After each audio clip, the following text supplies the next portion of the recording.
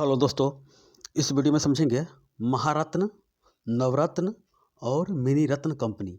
ये क्या होता है और इसका जो क्राइटेरिया होता है, मापदंड होता है, क्या होता है। यह सरकारी कंपनी होती है और इसका जो नियम क्या है और कैसे महारत्न कंपनी बनता है, नवरत्न कैसे बनता है, मिनी रत्न कैसे बनता है, इसके बारे में समझेंगे। आइए समझते हैं। छोटा सा टॉपिक है इकोनॉमिक्स का, आइए देखते हैं।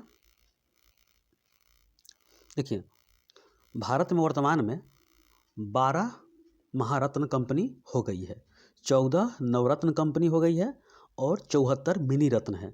और मिनी रत्न को श्रेणी 1 और श्रेणी 2 में बांटा गया है। तो ये घट भी सकती है और बढ़ भी सकती है।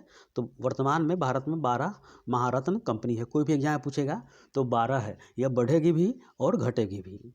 ठीक है, अब आगे देखिए, महारत्न, नवरत्न और मिनी रत्न। देखिए, ये सरकारी कंपनी होती है। वर्तमान में 12 महारत्न कंपनी है, याद कर लीजिएगा क्योंकि एग्जाम में क्वेश्चन बन सकता है। 14 नवरत्न कंपनी है और 74 मिनी रत्न कंपनी है, जिसको श्रेणी 1 और श्रेणी 2 में बांटा गया है। देखिए, महारत्न कंपनी का दर्जा प्राप्त करने के लिए क्या शर्तें हैं, क्या नियम है, क्या मापदंड है।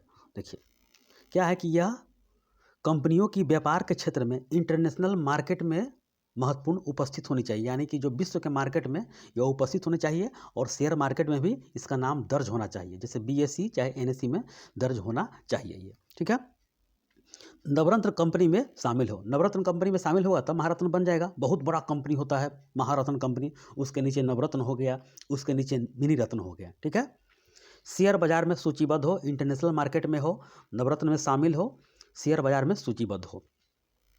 और इसका एग्जाम में क्वेश्चन बनता है, ऑप्शन देकर देगा आपको। देखिए, पिछले 3 वर्षों में कंपनी का औसत वार्षिक कारोबार यानी कि एवरेज एनुअल टर्नओवर 25,000 करोड़ से अधिक किया हो, यानी कि 25,000 करोड़ से अधिक किया हो। ये एग्जाम में क्वेश्चन बना हुआ है ये। ठीक है, पिछले 3 वर्षों में कंपनी का औसत वार्षिक कुल मूल्य 15,000 करोड़ से अधिक होना चाहिए, यानी कि वार्षिक कुल मूल्य यानी कि एवरेज होना चाहिए ये, एनुअल नेट वर्थ। ठीक है, कुल मूल्य, औसत वार्षिक कुल मूल्य यानी कंपनी का जो एक एक चीज़ का कुल मूल्य कितना होना चाहिए, 15,000 करोड़ से अधिक होनी चाहिए। ठीक है,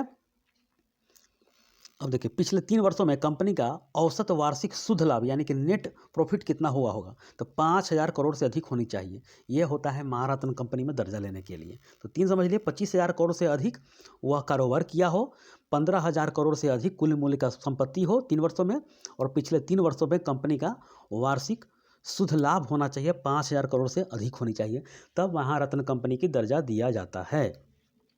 ठीक है, अब देखिए, जो 12 जो महारत्न कंपनी है और 14 नवरत्न है, इसके बारे में देख लेते हैं। देखिए, इसका याद करने का भी तरीका बताएंगे आपको, ट्रिक है इसका। पहले देख लीजिए एक बार, SAIL, steel authority of India limited, SAIL इसको बोलते हैं। 1973 में इसका स्थापना किया गया था और इसका मुख्यालय है न्यू दिल्ली में। सेल, भेल, आगे बताएंगे आपको, सेल भेल गेल, 3 ये इसका ट्रिक बता देंगे याद करने का। सेल भेल गेल अक्सर एग्जाम में क्वेश्चन बनता है। भेल, भारत हेवी इलेक्ट्रिकल्स लिमिटेड, 1964 में इसका स्थापना किया गया था और न्यू दिल्ली में इसका मुख्यालय है। सेल भेल गेल, गेल इंडिया लिमिटेड, 1984 में इसका स्थापना किया गया था और इसका मुख्यालय है न्यू दिल्ली में। तो सेल भेल गेल तीनों का मुंबई है, 1973, 1964, 1984, 3 का ग्रुप बना लीजिएगा। BPCL, HPCL, IOCL. बीपीसीएल यानी कि भारत पेट्रोलियम कॉरपोरेशन लिमिटेड, यानी कि जो पेट्रोल के क्षेत्र में, मैंने आपको एक चीज़ पीछे बताया नहीं है।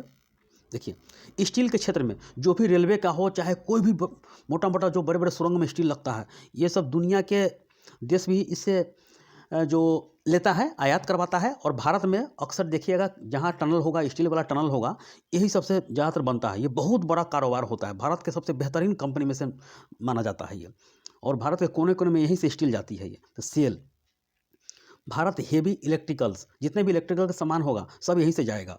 गेल, गेल इंडिया लिमिटेड। ठीक है, बीपीसीएल, भारत पेट्रोलियम, देखिएगा अक्सर जो तेल का टंकी हो चाहे आपका गैस वाला हो, ये सबसे बेहतरीन कंपनी सब होती है। BPCL, Bharat petroleum corporation limited, ज़्यादातर अर्थव्यवस्था इसी पर टिकी हुई है। ठीक है, भारत पेट्रोलियम कॉरपोरेशन लिमिटेड, 1977 में इसका स्थापना किया गया था, मुख्यालय मुंबई में है। BPCL, Hindustan petroleum, Bharat petroleum तो हो गया, हिंदुस्तान पेट्रोलियम देखिए PPCL, HPCL, Hindustan petroleum corporation limited 1974 में इसका स्थापना किया गया था और मुंबई में इसका मुख्यालय है। आईओसीएल, इंडियन ऑयल कॉरपोरेशन, यानी कि तेल के क्षेत्र में बहुत बड़ा कंपनी, विशाल कंपनी, 1959 में स्थापना किया गया था और न्यू दिल्ली में इसका मुख्यालय है। देखिए देख लिए। और सीआईएल देखिए कोल इंडिया लिमिटेड, ये कोयला के क्षेत्र में इसका कोलकाता मुख्यालय है और 1975 में इसका स्थापना किया गया था। NTPC, national thermal power corporation limited, 1975 में इसका स्थापना किया गया था और न्यू दिल्ली में इसका मुख्यालय है, जो कि इलेक्ट्रिकल यानी कि बिजली विभाग में जितने भी ज़्यादातर सामान लगता है एनटीपीसी से आता है ये।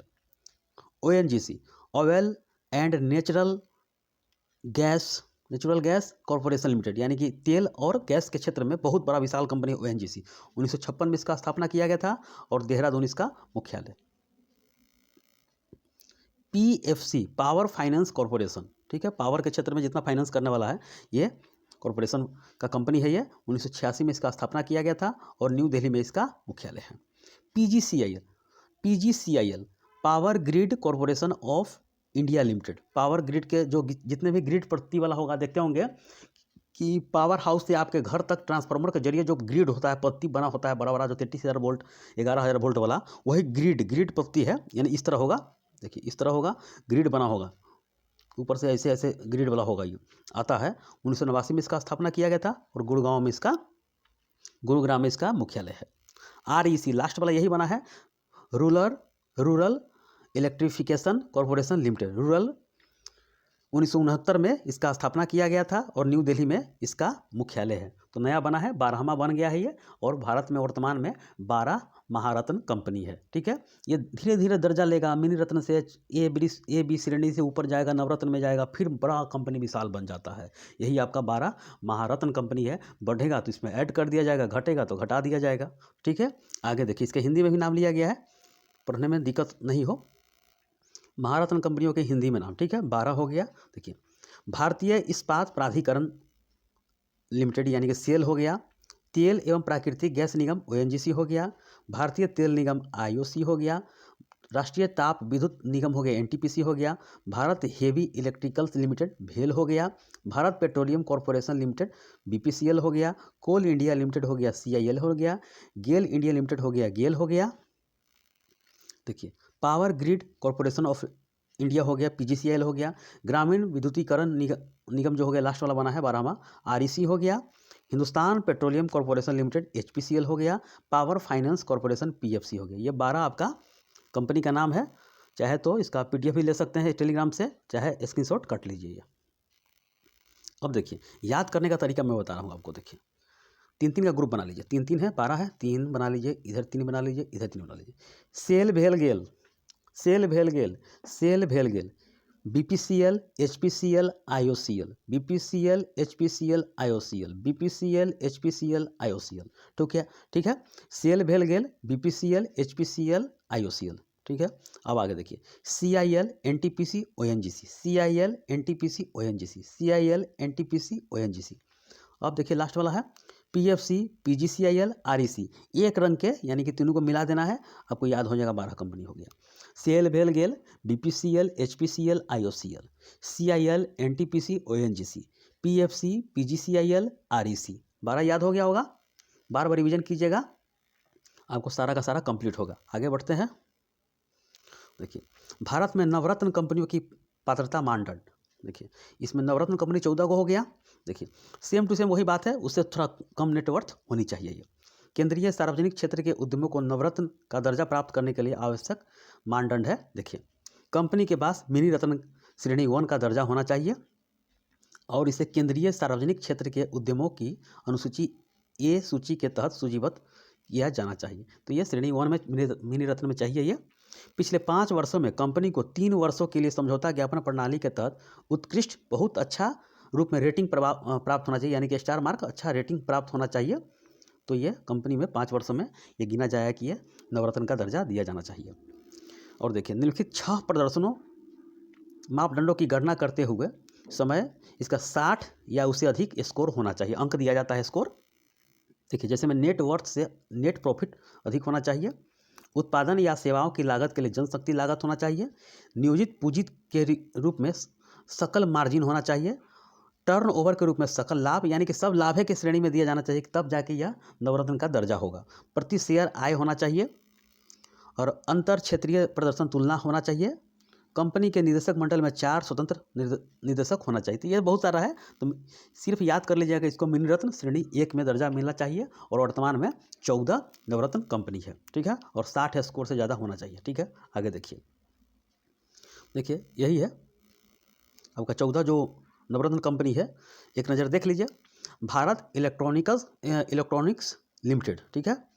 Container corporation of India limited, engineers India limited, Hindustan aeronautics limited, महानगर टेलीफोन निगम लिमिटेड MTNL है, national aluminium company limited NBCC India limited, NMDC limited, NLC India limited, oil India limited, power finance corporation limited, राष्ट्रीय इस्पात निगम limited, ग्रामीण विद्युतीकरण निगम limited और shipping corporation of India limited. ये है नवरत्न है, तो इसको याद करने की कोई ज़रूरत नहीं है, सिर्फ याद कर लीजिएगा 14 नवरत्न कंपनी है।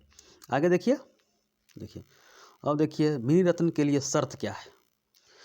वर्तमान में 74 है, घटेगा बढ़ेगा तो बाद में ऐड कर दिया जाएगा, लेकिन वर्तमान में 74 है। एग्जाम में क्वेश्चन बना हुआ, देखिए खुद से टाइप करना होता है तो एरर नहीं हो सकता है, होगा तो बता दीजिएगा कमेंट करके। देखिए मिनी रत्न श्रेणी 1 आता है और श्रेणी 2 आता है। तो पहले एक देखिए कि मिनी रत्न में आने के लिए, इसमें दर्जा लेने के लिए कंपनी को पिछले 3 वर्षों में लगातार लाभ अर्जित किया हो 3 साल के अंदर में, तथा 3 वर्ष में एक बार कम से कम 30 करोड़ रुपए का शुद्ध लाभ अर्जित किया हो, 30 करोड़ का, तब जाके श्रेणी 1 में मिनी रत्न का दर्जा मिलता है। अब श्रेणी 2 में देखिए, और नवरत्न में देखिए, नवरत्न में आने के लिए ये क्राइटेरिया पूरा कर गया, उससे आगे बढ़ गया, नवरत्न का दर्जा मिल जाएगा। नवरत्न खूब आगे बढ़ गया तो महारत्न बन जाएगा। तो देखिए इसमें पिछले 3 सालों में लगातार मुनाफा कमाया हो और सकारात्मक शुद्ध लाभ अर्जित किया हो, यानी कि पॉजिटिव से चल रहा है आगे की तरफ, तब जाके मिनी रत्न होगा। उसके नीचे तो हजारों हजार कंपनी मिनी रत्न के नीचे, और सब होर मचा हुआ है कि हम मिनी रत्न में चले जाए श्रेणी 2 में भी, तो मेरा काम बन जाएगा, शेयर मार्केट में ऐड हो जाएंगे, आगे महारत्न में जाएंगे। तो ऐसे दुनिया के देश में जो होता है वो अलग करता होगा। अब भारत में जो कंपनी लोग है, कंपनी सब जो करता है तो चाहता है कि मेरा कंपनी और आगे ग्रोथ करे कि महारत्न में चले जाए अंतिम सीमा पर।